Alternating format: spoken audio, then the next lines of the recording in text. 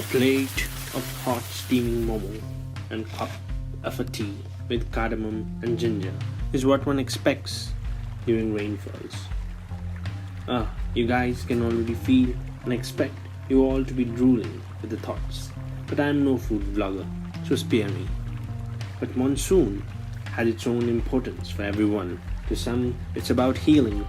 To some, it's about growing, be their crops or be their soul.